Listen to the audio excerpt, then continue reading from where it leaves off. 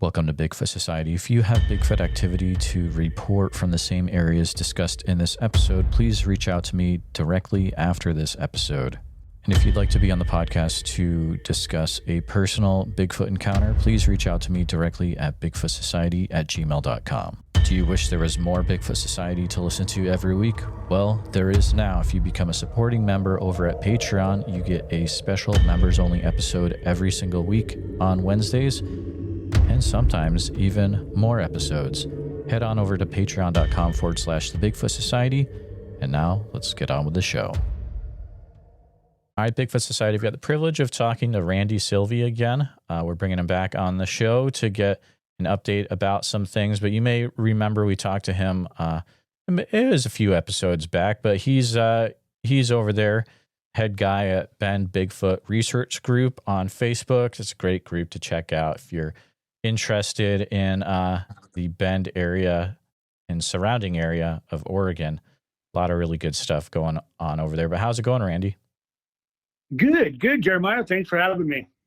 Yeah, man, I had such a good chat with you last time. I was like, man, we got to get Randy on the show. And, you know, I've been having a lot of really interesting episodes about this area. And also, I've been getting kind of on a kick about the Oregon Bigfoot Highway and just starting to realize how this all connects with Silverton and Malala and Estacada, and then you take the Oregon Bigfoot Highway through Ripplebrook, and it's nuts up there, dude.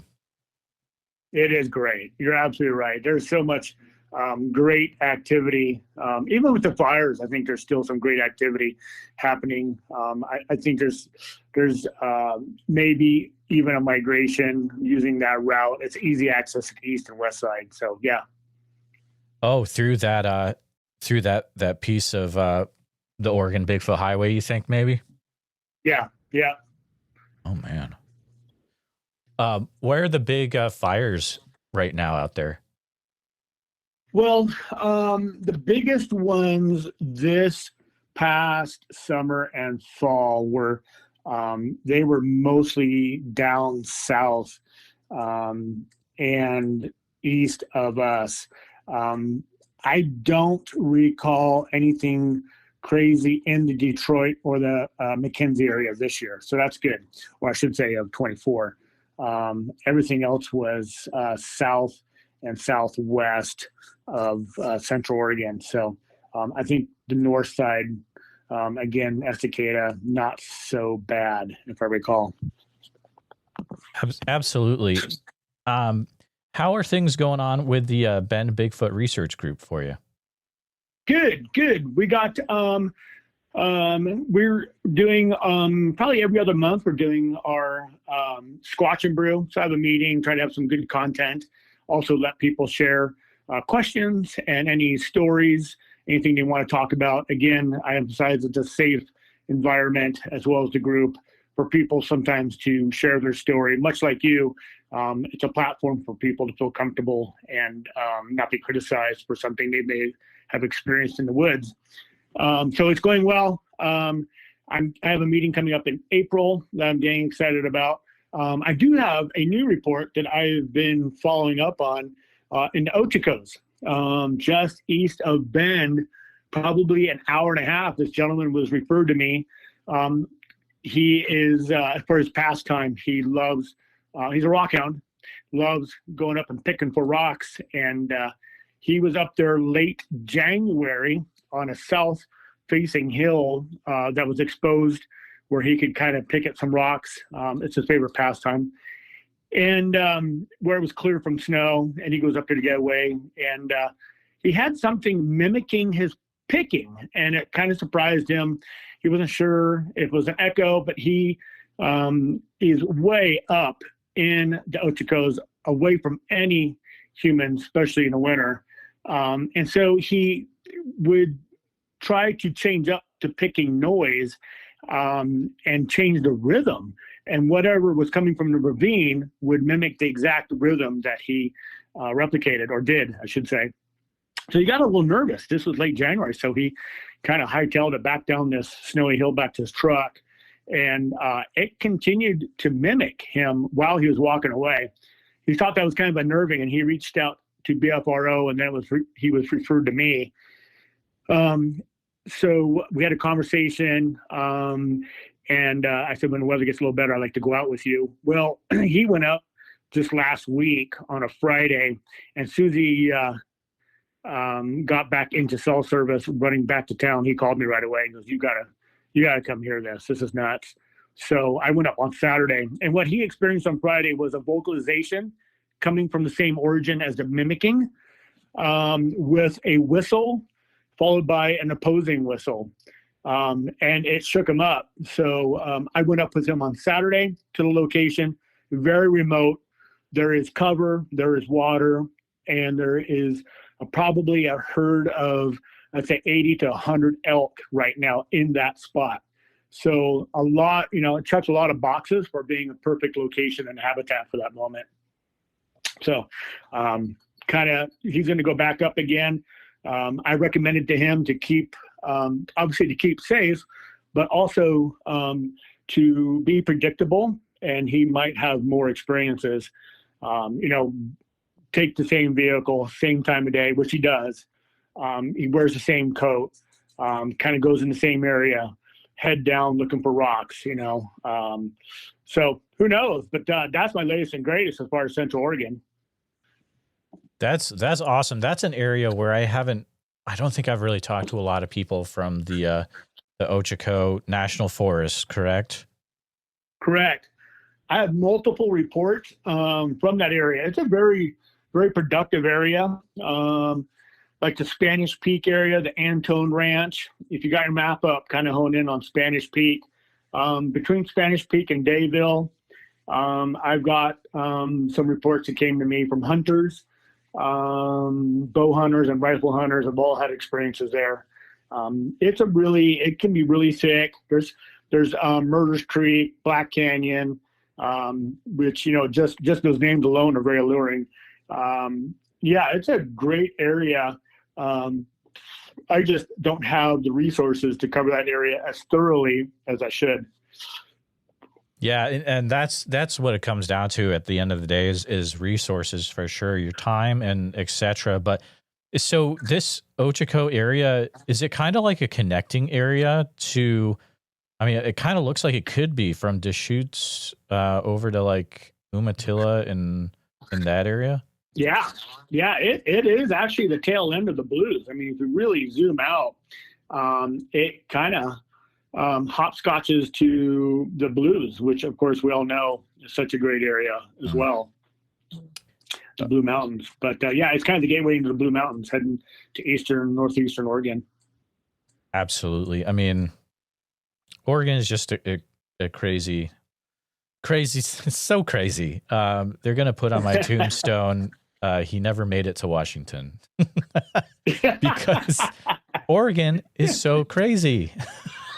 yeah, we got some great stuff. We're very fortunate, and Washington does too, for sure. Oregon's just, for me, it's, it's location and how much can I cover within an hour and a half. That's kind of my radius. You're right.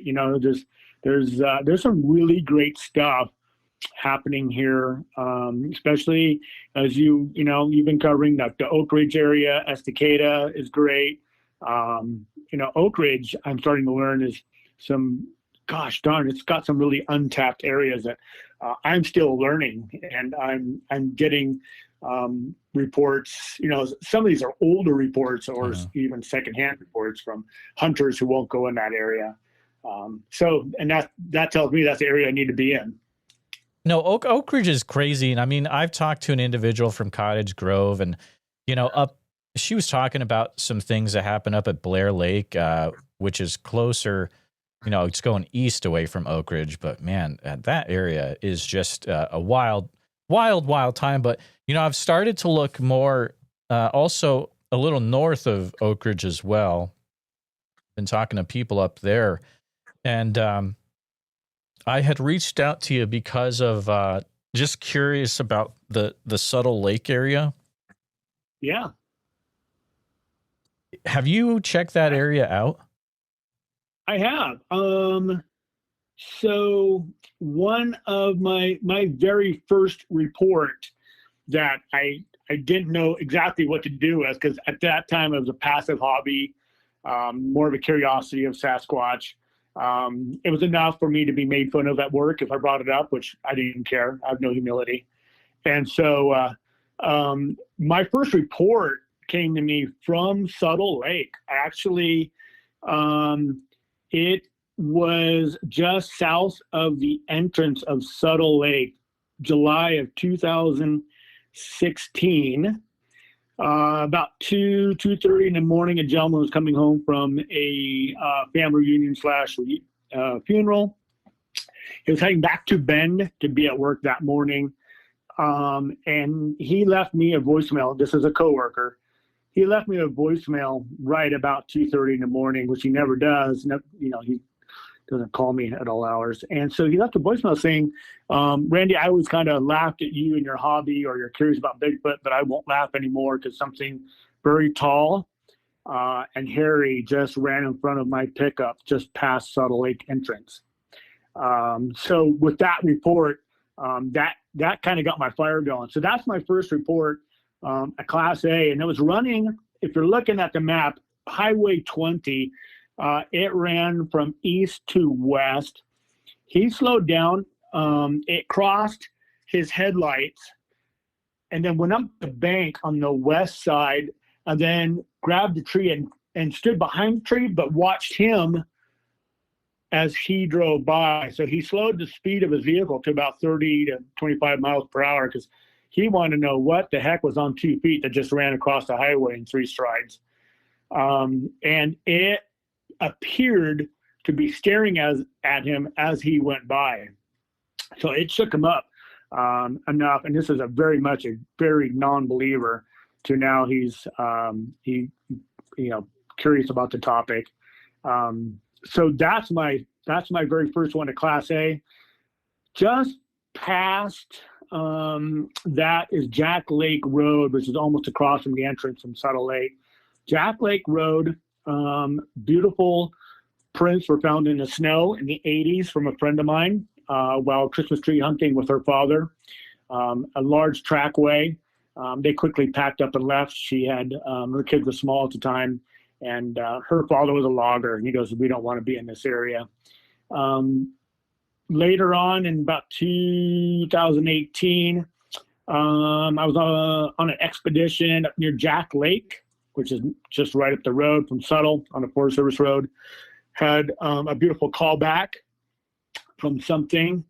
And if you keep going further north, there is a spot called Candle Creek. There's a trailhead that takes up to Cabot Lake, and did a day hike up there, and we were surrounded by knocks up there, tree knocks. So yeah, I personally have had that happen. I've collected multiple reports from Candle Creek, including a vocalization coming across a canyon from the reservation side, the Warm Springs Reservation. A gentleman reported to me. And then closer back to Suttle Lake, a little bit further up Highway 20 southwest, there's a lake called Link Lake. I've had 2 reports from Link Lake, vocalizations and a Class A. And then we're all somewhat familiar with Suttle Lake and the Class A report of the people staying in the cabins, and this was in the 80s as well, I believe, with a small group menacing these people who were staying at the cabin to the point where they slept in their Suburban and then drove off or left rapidly. But yeah, Suttle Lake is just I can just talk until I run out of breath. But Suttle Lake area, the Highway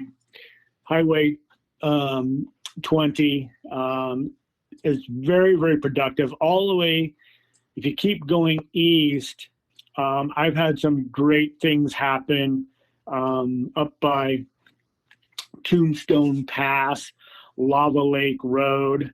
I've had some reports near Big Lake. But yeah, to answer your question, some great stuff.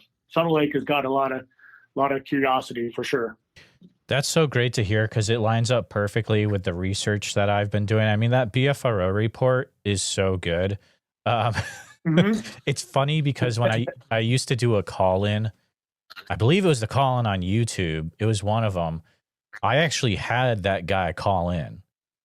And oh, no kidding. Wow. I'm listeners, let me know if I'm off on this, but I'm pretty sure I've never released that audio and I think I lost it.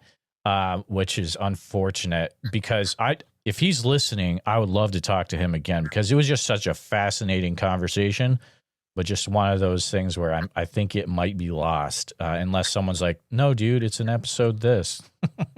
That would be great too. I hear you. Camp Sherman, what kind of area is that up there? Camp Sherman's gorgeous. Camp Sherman has a lot of big pine and ponderosas. Closer to the highway, gets a little more thick. You got water running through there, the river running through there. Camp Sherman is a spot where it seems like April is kind of the time to get there. April or May is when I've had reports. And the beauty of the Camp Sherman area is you just pull off onto the Camp Sherman Road and start venturing north, and you can hang a left anywhere in those woods and do primitive camping. There's even a great horse camp in there. So it is absolutely gorgeous with some just beautiful flora, a lot of cover, a lot of water. It's a spot, if you come out here, when you come out to Oak Ridge, if you got a little, a couple days before or prior or after, that'd be a great spot for you to hit. I highly recommend it. That's good to know. There's this gentleman I interviewed. We were talking about him before we started, and by the time this airs, y'all have already heard it. Oh, weird. Why did I say it like that? That's weird. I guess I do live in Iowa, but so he was saying that they found a great track over by Three Creeks Wilderness, and then they went to the ranger station, allegedly in Sisters area, and they were all worked up because they were pretty young, and they're like, dude, we got a track. You guys can come out here. We'll show you where it is. And they were like, buddy, we've got so many casts in the back. We're fine. And I was like, oh my goodness, that's kind of cool. I mean, this is a while back though, this is probably way back there, but I was like, oh man, you hear stuff like that and it makes you wonder for sure. It does. Three Creeks. I just got another report from Three Creeks. This gentleman is law enforcement, and that's all I can say. Right. But he has had a sequential experience up in the Three Creeks area with heavy tree knocks, and also a vocalization as well. I also have another Class A report from Three Creeks from a while back. I think this is the early 90s. People doing some adventure skiing, snow skiing, and something came out of the tree line, screamed at them. They immediately tried to leave the area, but it started to come after them, and they were lucky enough to get onto a road that was buried in snow, but they got onto some sort of a clearing of a road, and they both hopped up into a grader used for plowing snow. They hopped up inside the cab of it and shut the door. And this thing circled the grader, but it circled it from probably 100 yards to 200 yards out. And he said he'll never forget it. It was the scariest thing he ever heard because it was so mad. This thing was so angry and so mad that it was almost whimpering, chattering and whimpering out of frustration. You could hear the frustration come up from it vocally. And it went on until late nightfall and then finally stopped. And then they were able to get brave enough to get out of the grader, the cab of the grader, and get back to safety, back to the main road and call for help. Their parents came and got them. I also have another report from Three creeks, and I believe it was a Boy Scout leader who saw one up on a ridge. He and 3 other scouts saw it before it peeked over the ridge. And gosh darn, this is really long. This is probably the 60s. So nothing recent, but that area seems to have some great stuff happening as well. From back in the 60s to currently. So the gentleman, the deputy, the law enforcement deputy, he has an audio recorder up in this area, and has been collecting audio. And I don't know how successful he's been. I haven't heard recently, but pretty fascinating. So you just, the deputy is actively investigating Bigfoot and collecting sound recordings. Correct. What a world. Correct. That's amazing. Isn't that crazy? Yeah, this guy reached out to me as well. And he's just a fantastic guy. And he is lucky enough that his description, he's able to be out in the woods for most part of his shift. He also gave me a great report of he and his son. This was 2015, I think. Paulina Lake, which is my other hotspot, and we've talked about before. But he was, it was the end of season. They're getting ready to shut the gate for winter, and he and his son were up there by themselves camping, and they were in a backpack tent, but the tent was very small. It had a very small footprint on a very large tarp. And he said late at night, I don't know, 10 or 11 o'clock, son was asleep, but he could hear something walking up into their campsite to the point where he could hear it walking on 2 feet onto the tarp. And then something slowly pressed in on the tent onto this gentleman. And it scared him to death. He jerked up, and whatever it was then ran off. By the time he got the zipper open of the tent, he had no visual. It was long gone. But that experience is what kind of shifted his whole thought on the Sasquatch Bigfoot topic. And those are the kind of individuals that we need in the positions that they're in. That's absolutely you got that right. Yeah. Wow. How cool is that? Yeah. Great guy. Super good guy. There's another area I've been looking into just as I've been researching. There's actually a few. One is Detroit Lake, and this other individual I just talked to, this will be out by the time this is, but he had a really interesting encounter on the actual island in the middle of Detroit Lake, which is kind of cool. Oh, yeah. Yeah. Piety Knob. I don't know if I'm saying that right, but okay. It's pretty cool. But have you heard a lot of things coming from, I know that's kind of like a hotspot in a way, right? That Detroit Lake?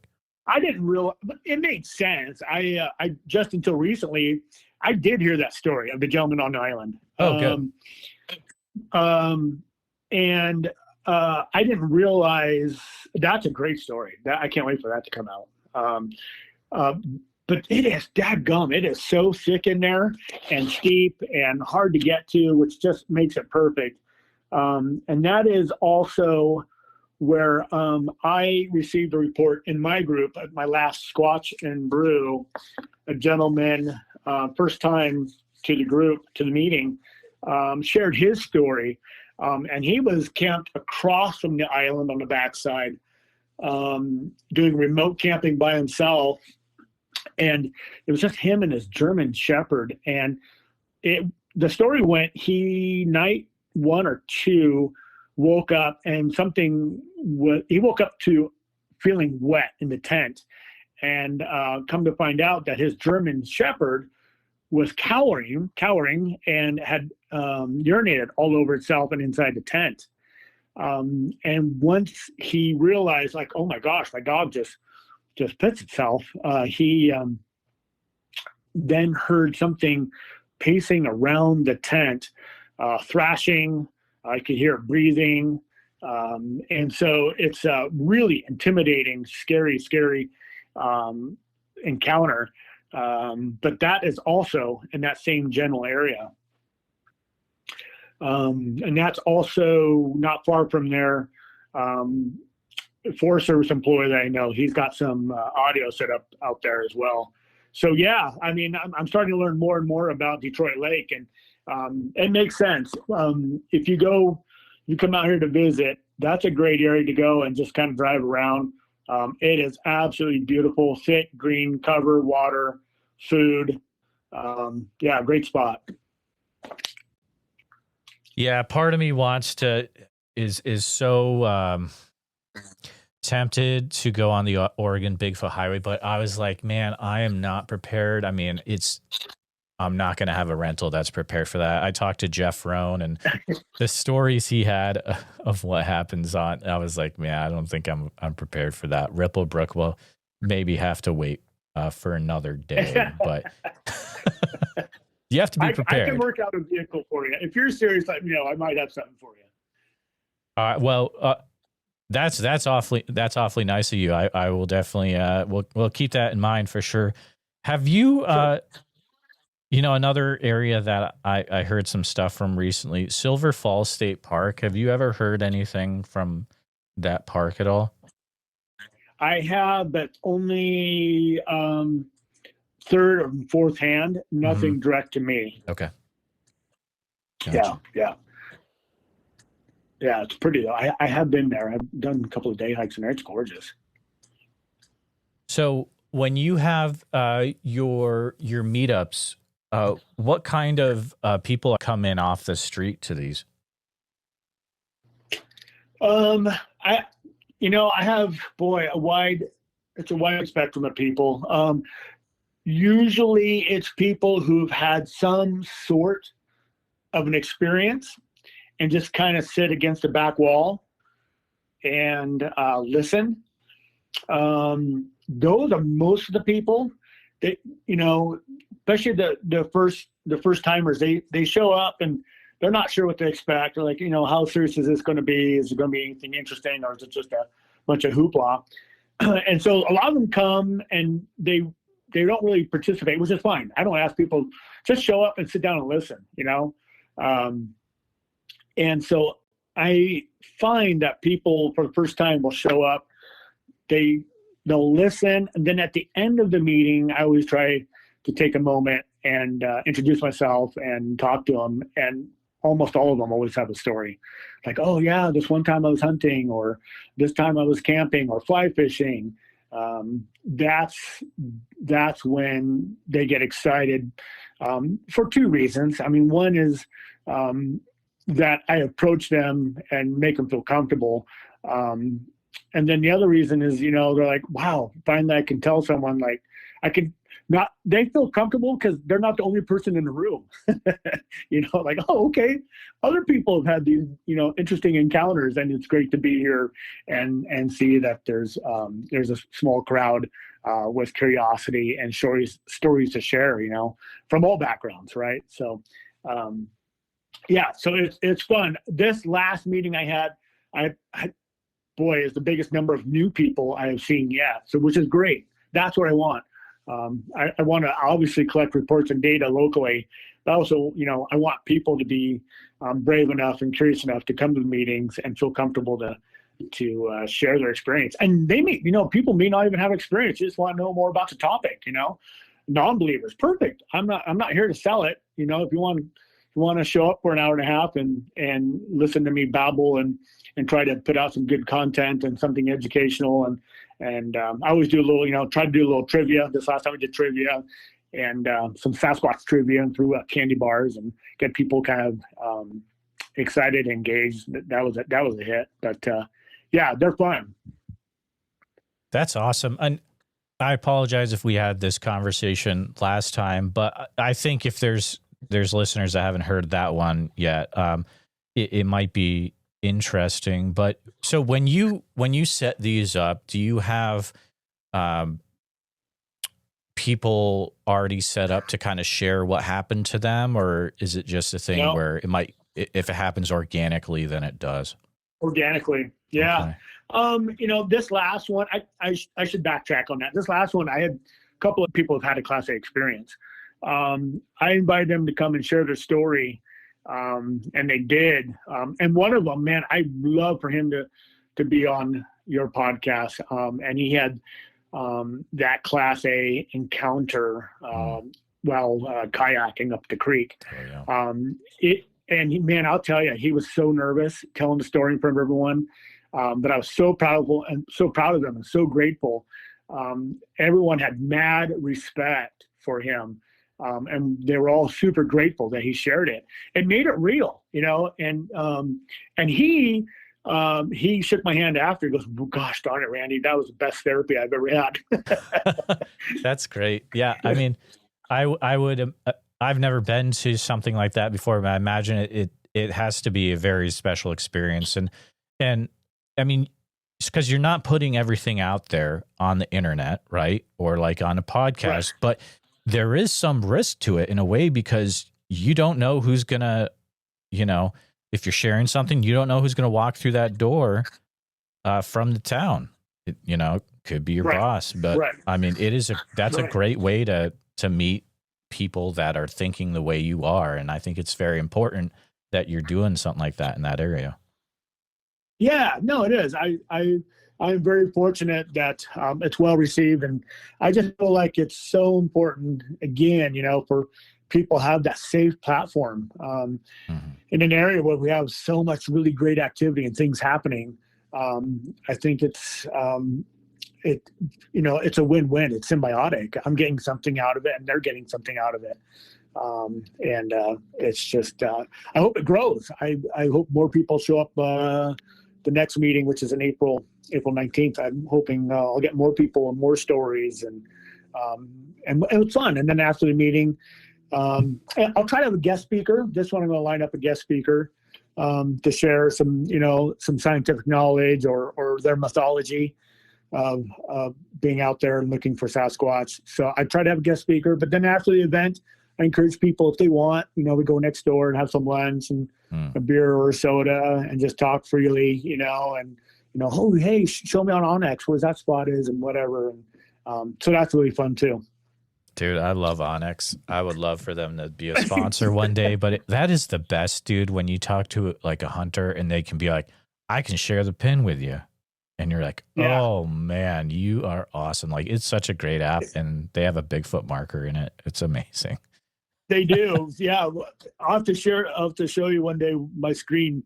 I'm looking at it now, and it's just covered, and they're all mostly Bigfoots, but then I have them all colored based on the experience, so vocalizations are one color, Class A is another color, structure or whatever, something odd is a different color.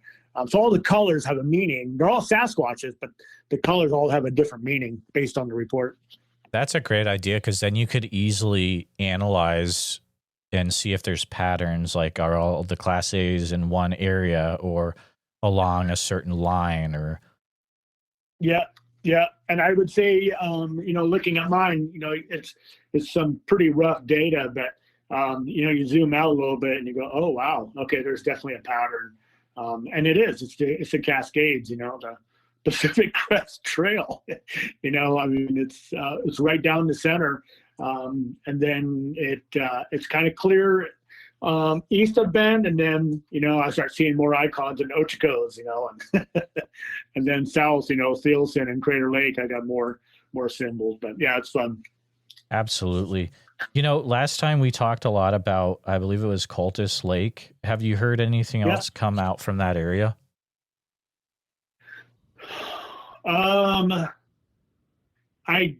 I did. I had, gosh darn, I'd have to check my notes. I did have a gentleman casually tell me about, hunter. Yes. I had a hunter come up to me at my last meeting, first time at this meeting. This gentleman is oh my gosh, he had two great experiences. One, bow season, he was on the backside of Cultus Lake, he and his buddy. They were alone, and they heard something up in the trees, hitting trees, vocalizations, and they left. I don't think they stayed the whole night. They left. And then this same gentleman found beautiful prints in the snow last year up in the area that has your curiosity, Lava Lake Road, off of Highway 20, heading west. Look to your left there, and there's a road called Lava Lake Road, and about 4 miles back up there, he found a beautiful trackway, but he did not have a phone with him. So he was out there scouting. It must have been early winter. But I did get another one from Cultus. But right now, Cultus, of course, is buried in snow. So I'm excited to get up there. Hopefully spring when the snow starts to break a little bit and get around to that entire lake, that entire area. Try to get up there. I'm got some interest in some more equipment. I'm looking at some long-term audio, wildlife acoustics, and then a parabolic, and then probably another audio recorder. Start just collecting audio from that area. That's awesome. This is just a question as an outsider, not from the area. So apologies if to you, you're like, but so there's a route that goes from Sisters to McKenzie Bridge called the McKenzie Highway. It says see, here we go. It says closed November to July. It's pretty wild and crazy, isn't it? Yeah, it is closed. And that is where I've gotten received some reports. That's not far from where where the two guys went and climbed up in the cab of that grader. That is a beautiful route. Believe it or not, I've been here 25 years. I have not gone over that route.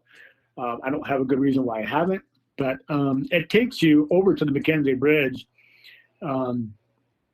And that is such a great area. That whole McKenzie River, and up by Clear Lake, all the way down to like the Belknap area, is loaded with reports. I've had a report not far from Clear Lake. If you're looking at the map, a bow hunter had a vocalization there.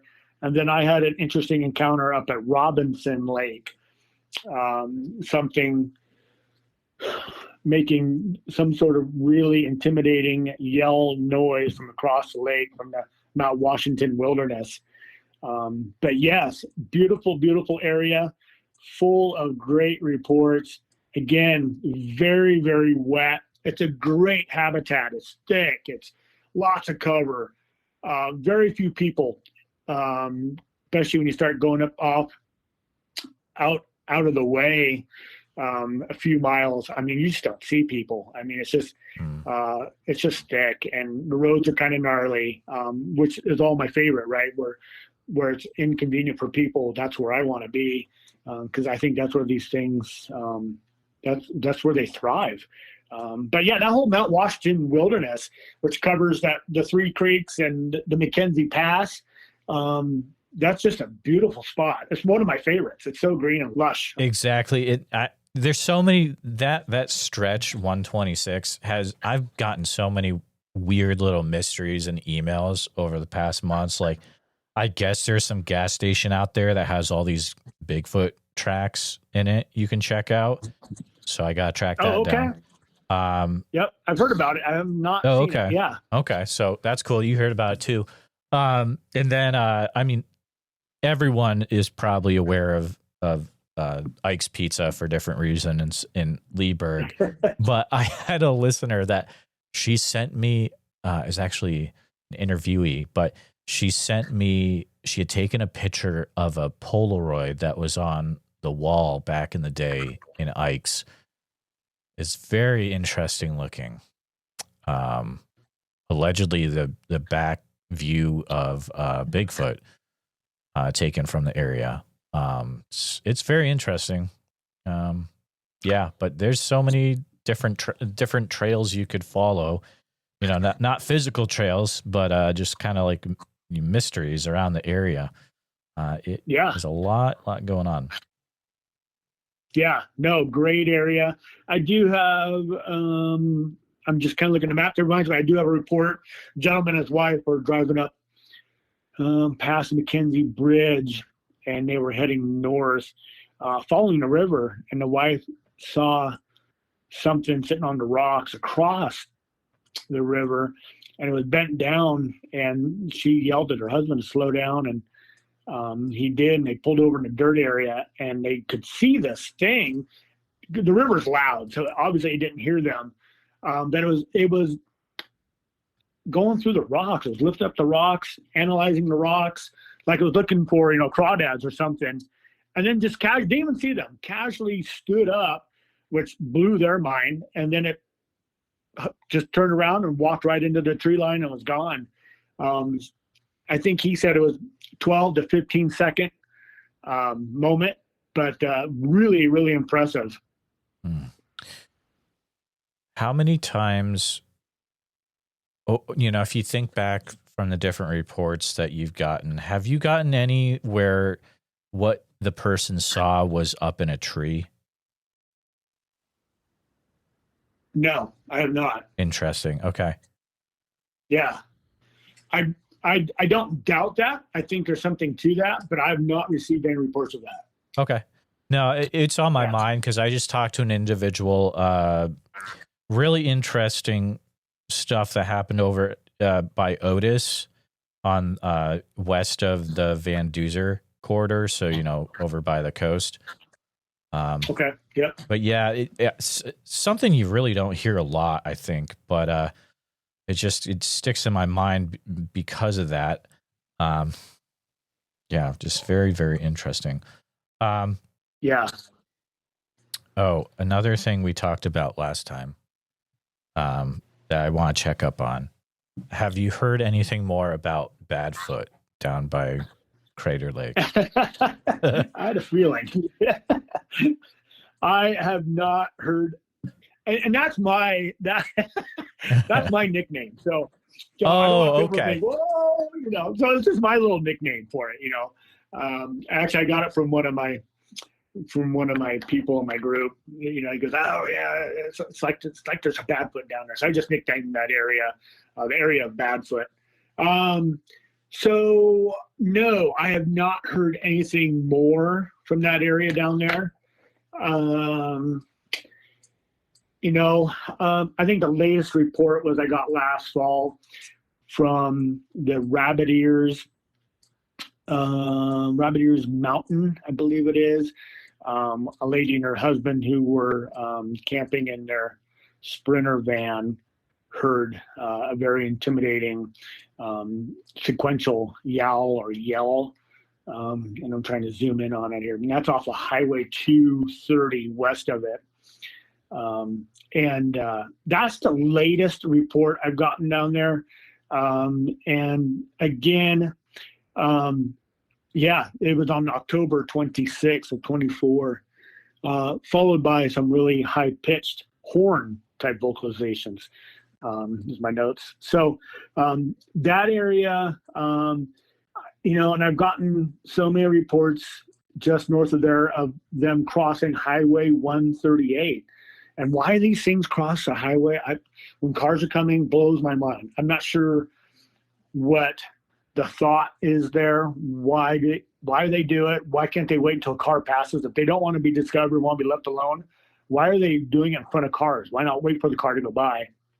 But Highway 138 is the border of my Badfoot area. So anything north of 138 is I feel better about, but anything south of 138, Crater Lake National Park, I will not even come close to going in there alone. Go with a buddy, but definitely probably armed. I've heard just things of these things chasing people out of the woods or aggressively attacking, or not attacking. I shouldn't say the word attack, but just being really aggressive and menacing, not curious like the ones I'm used to here. The ones down there, they don't want nothing to do with humans, and they're going to move you in a very aggressive way and manner. Crater Lake is one of those interesting places because there's so much lore about it that you hear things, and you hear some really interesting things about people going missing or people, you know, acting in certain ways all of a sudden that would not be the way they would probably choose to do. And I think it would be tough though, because it's like how much of these are campfire stories, but then how much are actually, you know, legitimate things that have happened. And that's why it's cool that you're in an area like that, because you might be getting some things that happen down from that area, you know, from actual people that experience them, which is pretty cool. Yeah, no, I am very, very fortunate. I agree with that. I think the closest report that I responded to and felt comfortable enough to respond to was up 138 near Diamond Lake. A police officer off duty saw one cross a road. And so we responded to that report. You know, being a first responder, he's able to take a pretty good snapshot of what he saw. And it was pretty impressive. And we spent 3-4 days up there. Didn't see much evidence to support it, except, you know, it came up today. I was talking to Toby a little bit. The only evidence I thought was interesting, I'm not going to say evidence, what I thought was interesting was off trail where we're trying to do a grid fashion research trip. There were sticks. So again, off trail, just looking for any sort of evidence that would prove that this gentleman saw something. There was a primitive game trail that was highly used by, you know, animals of any sort. But along this game trail, up along this hill, forest, thick forest, I climbed, I was by myself. At that part, I'd separated from the group and I was going up the hill into the trees, just trying to see if I saw anything that didn't look right. And there was half a dozen sticks that were broke off and stuck into the ground along this little game trail. And I thought, you know, well, that's weird. Why, you know, if there's humans up here, which it's really hard to get to, and this spot is near a very popular falls. So people who are in that area are literally getting out of their car to use the restroom and get back in their car, or they're doing a quick hike to go look at the falls. But they wouldn't wander up this hill that's steep and treacherous for the most part, and randomly stick these little sticks in the ground. The sticks were 12 to 15 inches tall, broken off, and they were just jabbed into the ground along this little game trail. So I took pictures of it, and Toby mentioned that someone else had experienced that as well. I don't know if there's anything to it or not, but that's the only thing I thought that was kind of baffling. Like, what's the purpose of that? I have no idea, you know, and, you know, maybe a human did put him there. Anything's possible. I don't know if that's probable though. What was the diameter of the sticks? Oh gosh, maybe 1.5 inches. So there were branches like broken off the tree, and then they were just stabbed into the ground. Huh. Like a border. It was like, you know, you see them every 5-6 feet ish stuck in the ground along this game trail. And you could pull them out. I pulled one out. I go, well, that's random. Why would someone? Oh, there's another one, and there's another one, in a very, very remote area. So that was baffling. That was rather interesting. So the first time I've heard of someone else seeing that was today when I talked to Toby for a minute. Yeah. Someone else has seen that as well up in Washington. So who knows? That's right, guys. Tobe Johnson from A Flash of Beauty. Shout out to those guys. Tobe is a great friend. He's very Isn't cool. he great? It was great to hang out with him and the others at Sasquatch Summerfest for sure. They do. They do resemble humans. They do live like animals. They hunt, like a primate would, and they scavenge when they can. They're opportunist. They're either going into a resort's trash can or they're stealing a buck from a hunter, So, but yet, and I'd even say the characteristics are human-like, to the point where I would, there's been a suggestion that these things are on the spectrum, neurodivergent, right? Absolutely. Yep. So there's the human side, and they're curious about humans. The experiences that we've had here, they're curious about other humans as humans would be. So, I could have been attacked at Cultus Lake a couple of times and never have. So they're curious about who's hanging out in their woods, not threatening, but yet how are they surviving? Are they acting like animals, and are they killing, elk? Of course they are. And deer. Are they going after the crawfish in the lake and the fish when they can? Yeah. You're hopefully going to be over at the festival, right? Yeah, I got on my calendar. I'm booked, so I'll be there. Yeah, nice. I think a small group of us are going to camp. Priscilla's going to find me a spot. I asked for a spot near water and activity. Ooh. And she said, I have a spot for you. So I'm going to head over there probably within the next month or so and have her give me a quick tour of it. We'll be camping in the woods and heading in there during the day. That area, when I have my maps out last year, that area was blowing up. Like, just random hunters would come in and be like, that area right there. So let's say, well, actually all over, it's crazy. I mean, vocalizations, all sorts of weird stuff. So if that's the area down where she is putting you guys, yeah, I'd say that is pretty solid. I would say, and I think I had like maybe 3 or 4. I'll have to bust out the maps again, but there's some weird stuff. Great area. That's actually when I had my my issue where I had to go to the urgent care at the end of my time there last year and like get my legs checked out. And then I went back and I was like, forget this, because I had to like go to the hospital and shut down interviews. And I was like, I'm getting a burger and going for a drive. Who cares? And like, I drove down to that and I drove way out there and I was like having lunch by a boat ramp or something. And I was like, oh, it's so nice. And then all of a sudden, dude, it was just like not nice. And I was like, this is how people disappear. I was like, something. You got that creep feeling. it's either a cougar or it is a Bigfoot or something. And I was like, I guess I'm going to shut this down. Let's go back to town. I love it. Yeah, that's awesome. It's pretty cool. But Randy, it has been a really fun time chatting with you again. I can't wait to chat with you.